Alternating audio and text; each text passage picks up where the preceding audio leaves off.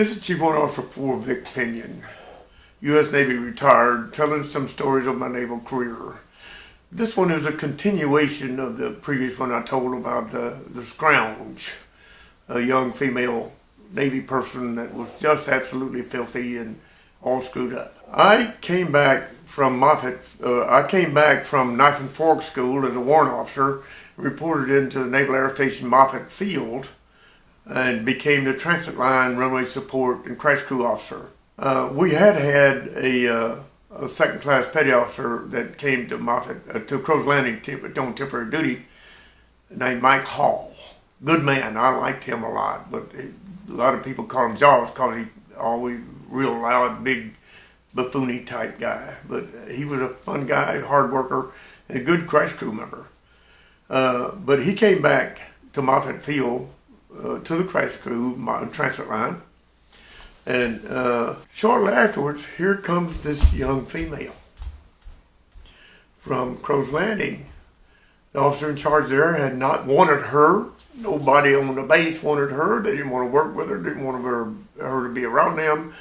So he sent her back to Moffett Field, which she was at Moffett Field on temporary duty from VP 31, which was her permanent duty station, who didn't want her either. So they left her on temporary duty at Moffett Field, but nobody there wanted her. She was not offered to me at the transit line. I would have accepted her at the transit line. I would have, because she had become a pretty squared away young woman and was making great progress with her life.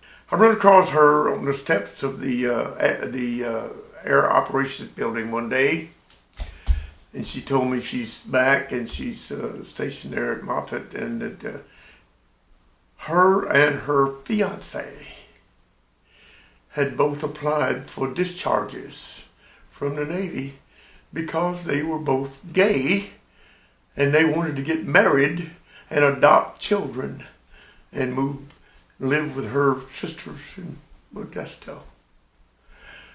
I felt so sad for this young woman because she had such promise. She was reverting back to what she had been. I don't know what I could have done about it, but what I did was simply felt sorry for her. I tried giving her some advice, told her anytime she wanted advice, please come to me, but she never did again. I never saw her again. Y'all carry on.